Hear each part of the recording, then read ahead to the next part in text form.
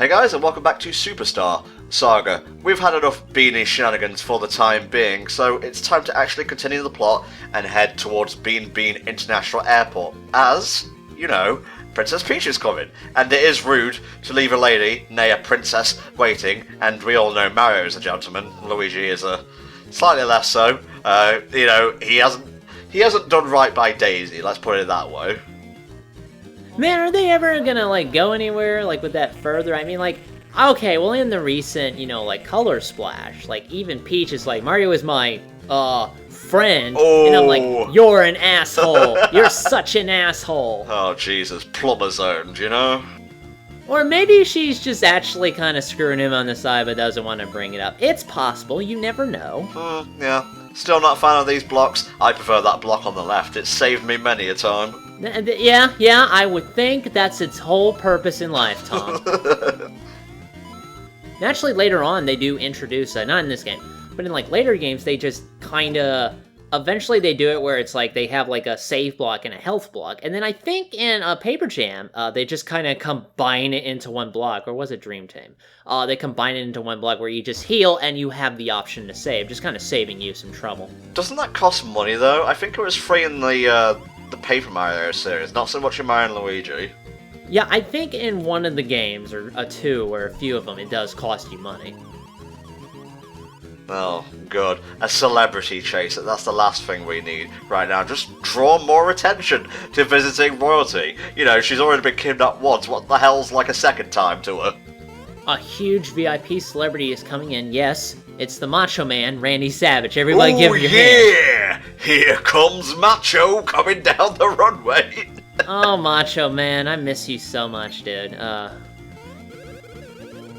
You better not be another fake Lady Lima, because I will whoop your ass. I have magic fire powers now. Well, you know, Cacletta's kind of spending time inside another person's body right now, not in that way, so she can't be Lady Lima, it's all fine.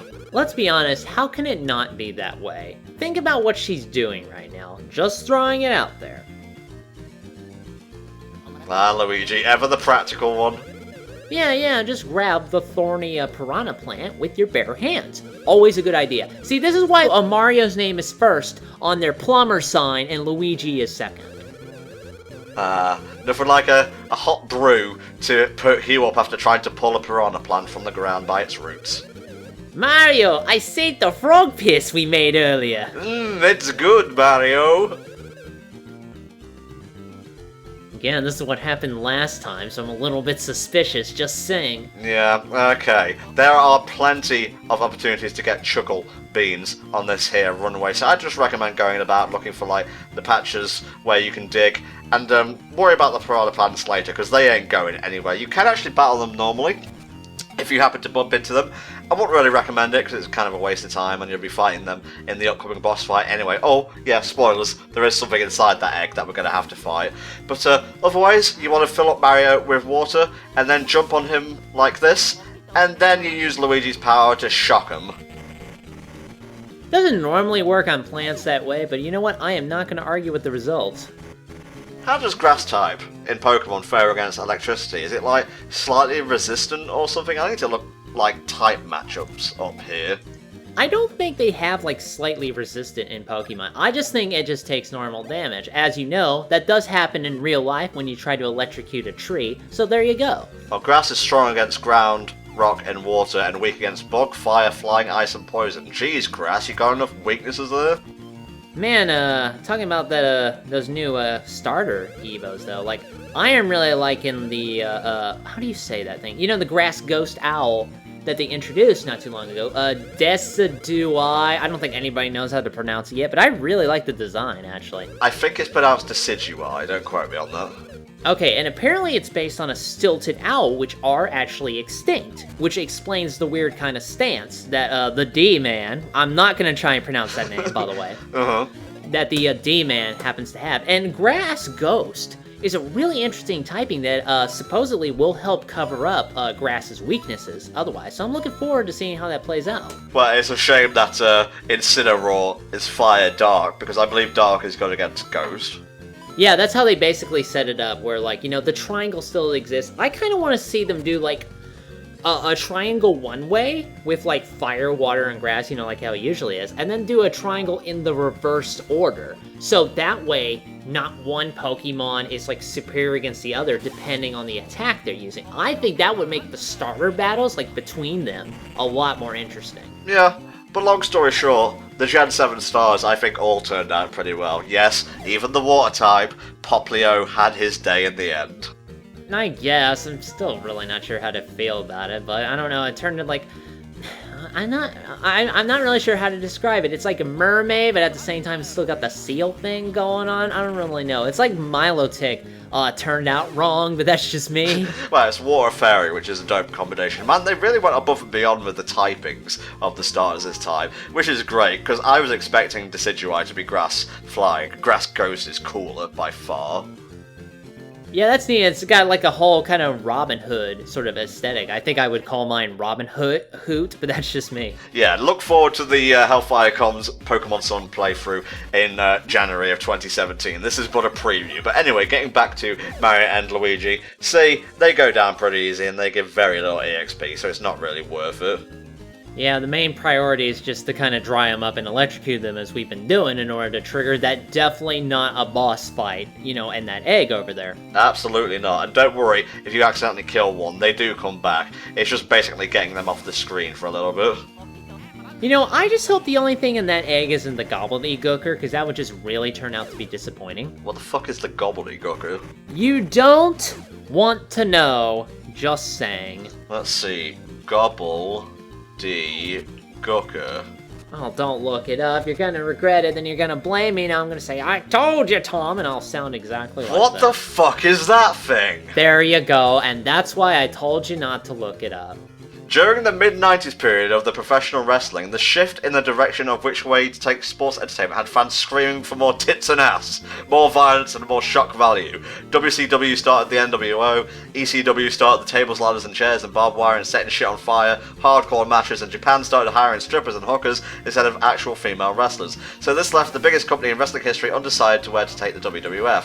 Vince McMahon would eventually steal all the other company's ideas later down the track, but in the beginning, before there was DX, Sable and Jim Ross's fully exposed Playboy shoe, Vince came up with a plan he believed could not fail, and I guess this led to some kind of puppet creature thing.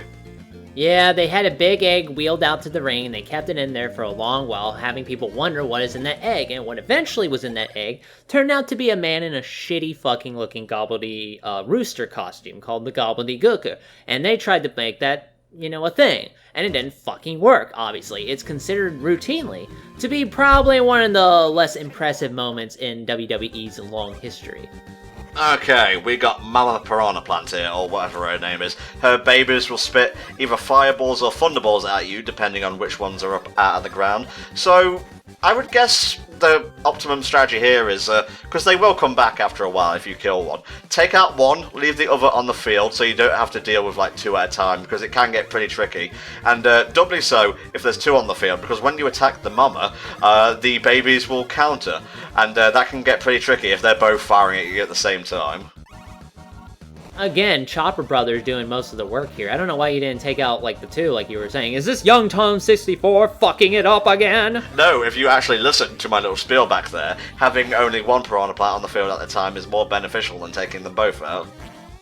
And, you know, the typical Vine Whip sort of attack comes in pretty quickly, so I would think that doing the double dodge, you know, with both A and B buttons at the same time should avoid damage for the most part.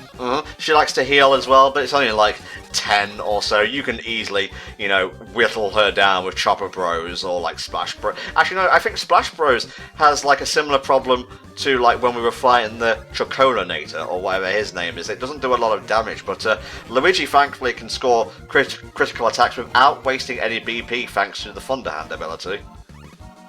I have to say though, this fight, while not bad, like this fight I did enjoy playing. It really does feel just like a filler boss, because they had to get to a point where they had to get Princess Peach to the kingdom.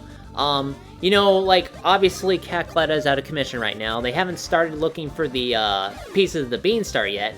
I guess the developers just felt like, okay, we need something here to kind of take up their time a little bit. So they invented this whole Piranha plant thing and just invented a boss. I mean, it's not a bad boss, like I said, but it really just kind of comes out of nowhere, I'll be honest with you. Yeah, I get you completely. The red Piranha plant babies are weak to fire, and the blue ones are weak to electricity. Actually, strike that, reverse that, I believe. There you go, okay, because that's how you were dealing with the blue one back there. Other than that, you know, like with most gardening instructions, just stomp on the weeds until they go away. You know, that's what Home Depot advises you to do. They actually sell boots for that very purpose, so, you know, you can get a nice pair pretty cheap. Let's see if Beanbean Castletown has any of those next time we go back, though. I have to wonder, like, we obviously have had a Starbucks version of, you know, Starbucks, here in the Beanbean Kingdom called Starbean. I'm trying to think of how other... Oh, by the way, I forgot! This Piranha plant can shoot giant fucking energy balls. I forgot about that because plants normally can't do that. Yeah, pretty odd in the Plant Kingdom, honestly. Very rare sort of trait, you know, firing spirit bombs and whatnot.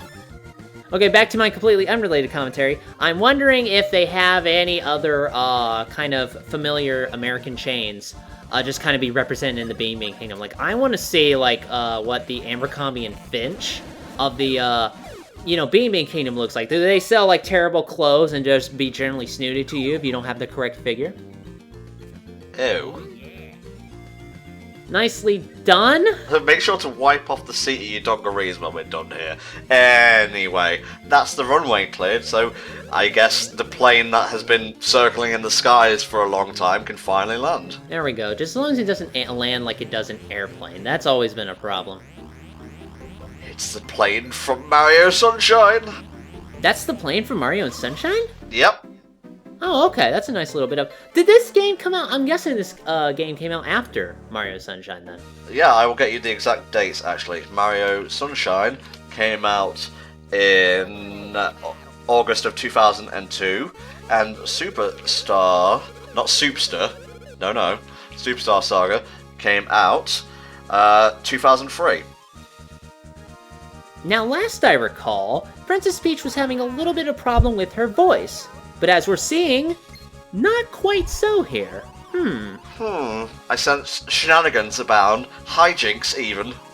Toadsworth, where are you in the more modern games? Like, Toadsworth has always been a great presence in these earlier Mario and Luigi RPGs, but he just, like, fucks off after a while. And mostly it's just the fucking Toads, again, you know, because of that track they're going on, so I don't know. Well, Toadsworth is too close to, like, a character who's unique and has a proper, you know, fully fleshed out identity. I guess it's easier to just dress some Toads up in costumes and call it a day. Oh, cynicism, blah blah blah blah.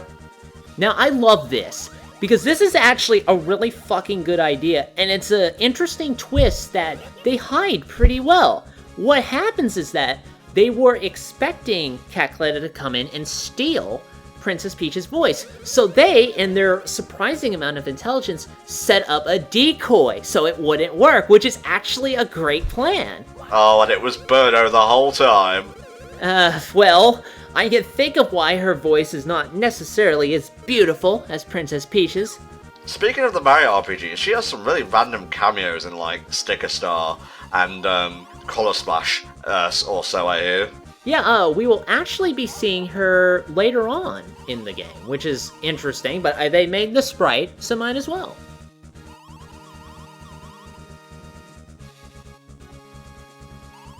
Which is odd, because usually it's Mario rushing to the castle. Luigi sort of tends to stay behind. Well, if you cast your mind back into the depths of time to part 1 of this playthrough, Luigi was just hanging out in the washing to dry, and then Mario jumped into his dungarees, and basically Luigi got caught up in the washing line and was dragged into the Mushroom Kingdom castle.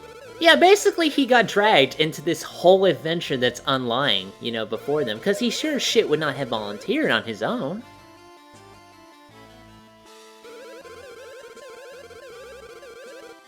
Yes, you do that, Prince Peasley. May God be with you. You know, being God. There's no breaks for Prince Peasley. He's off on the road. He's kicking ass. He's taking names. He's blinding people with science. That kind of thing. We can do what we want in this here adventure. We're not restricted in any way, shape, or form. What have you got to say, little guy? All right. Go back in the opposite direction. Okay, duly noted. Well, it's good to see. It's good to see your range of choices have paid off so well, Tom. That was an honest mistake on my part, but at least we've got people telling us where to go. Master Mario and Duke Luigi, I guess. Is he a Duke? He could be a Duke.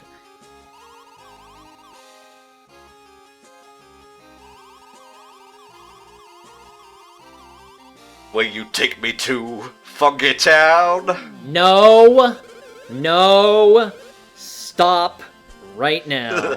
Wait, no as in stop singing, or no, that name gives you Vietnam flashbacks? No, shut up! That's what I mean! It's implied that she's fat.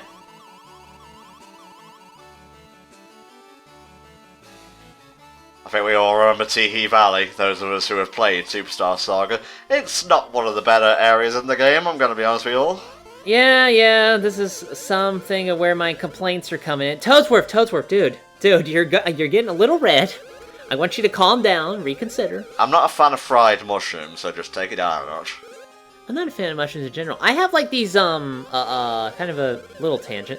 I have these kind of like Quicko noodle things I make when I need something fast for work, and what I hate about one of them is that they stick these fucking spicy mushrooms in them, but they're so small, the pieces are so tiny, that they kind of weave into the noodles, and I think I have gotten them all, but then I take a bite, and I crunch right into it, and spice explodes in my mouth. I'm like, damn it! Okay. That's your story, and you're sticking to it. Make sure you're very, very, very, very, very careful. Okay, that's the next part of our journey, heading to Little Funky Town, which, as they said, is basically like a place for immigrants to the Beanbean Kingdom to hang out and whatnot. Well, the reusing of Toad sprites occurred a little bit earlier than the current trend, but at least here it sort of makes sense.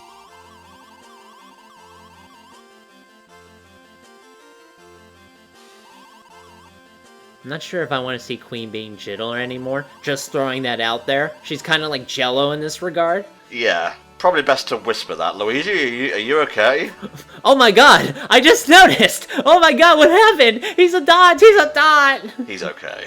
Damn you! A A dot! I think we've got just enough time to partake of another brew from Star Bean Cafe, so let's head on over there right now. We've got a little secret area over here, Hell Dragon. Oh, yeah. I don't remember this area that much. I don't think I've actually bothered to explore this corner of the kingdom, huh? Well, you know, when you go to Beanbean Castle, you want to get straight to the point, so, you know, these side areas often get overlooked, and this is where we start to find the Who beans, and yeah, they're pretty tricky to find, honestly, so I very rarely, if ever, manage to make the Who bean related blends in the Star Bean Cafe. Yeah, I would think, you know, like you said, they're rare. I would think that they would be just kind of hard to brew in general. I think when you make those, they give you, like, better stat boost, but I honestly did not... better. Well, yeah, you know, considering how rare, but I haven't really made a lot of coffee in general, in real life. I've only made coffee twice in real life. I'm gonna throw that out there right now. I have no idea how to make good coffee. Do not ask me. Well, I use the instant stuff for whenever my mum wants a cup of coffee, so... I just don't really like the taste of coffee. I'm sorry, if it's not cold, full of chocolate and sugar, I ain't gonna drink it. Okay, let's end the part, since Hell Dragon just bitched about it, on a coffee-related note. Thanks to our expedition at the airport, we have plenty of chuckle beans right now, so let's go ahead and pour them in. Okay, so if Woohoo Bean Blend tastes like frog piss, what do you think this is gonna taste like? Well, it's a red sort of bean, so you figure it out. Those are probably like kidney beans, and they've just been picking kidney beans this whole time, and they made a legit bean soup. Kidney beans are pretty rad, actually, especially in chili. Well, yeah, I like them too. I tend to eat a lot of black beans, actually, for like carbs and shit. So are you just like hanging around outside waiting for somebody to brew stuff that you know you can make? You can make these at any time. Why are you not doing this? I guess they just needed people to like put in the legwork to go find those beans. Oh, distribution! The vital part of our coffee operation that I completely forgot. I love this. He's like, the second I smelt that brew, he came running over the hills, across the seas, to find this thing within the space of 3 seconds. Do you smell that? I feel that. Alright, let's have a little tasty poo over it. By the way, when he drinks the coffee, he only takes a taste. He doesn't actually, like, remove the item from your inventory. You can still use it, so don't worry about that. It's good. Oh yeah, it's full of all that cream I like. Oh, that means so much coming from you, Professor. You know, I am personally waiting until the day you can make just, like, coffee on the internet and it gets delivered to you. Much like Netflix in that regard. That obviously is one of the rings from Star Fox, so I guess Fox McCloud will come in to give it to you. And I think he has to go take a shit. But if we hit him, he'll turn yellow. And then if he gets matched up with another yellow EGAD, they'll just disappear. Nice. Pretty sick callback to a previous part of the HellfireComms playthrough of Superstar Saga. There you go. Aren't I amazing with these jokes? Wink, wink. Oh, we didn't install that yet. Sorry. Oh, okay. I was just guessing, but that legit happened. Oh, Jesus. Luigi, want to help here? No, don't suck up his poo! Suck him into the vacuum cleaner. It will now be the poop dungeon. Oh, this is grody. What happens in the poltergust stays in the poltergust. Another ghost go in there. Oh my god, what happened? Oh, moving swiftly on. Don't worry, he's not dead. He's just stuck inside a vacuum cleaner until we exit the store. No. You get to empty that out, Luigi. I'm sorry. Speaking of Luigi, it's time for him to get a new equipable, the bonus rig. Don't lose HP in battle for an XP bonus. But that will probably happen, let's be honest. It's a pretty advanced sort of thing, so use it if you're good at dodging, my friends. But that's all the time we have for this installment of Mario & Luigi Superstar Saga, so we'll see you next time when we head towards Teehee Valley. Bye for now.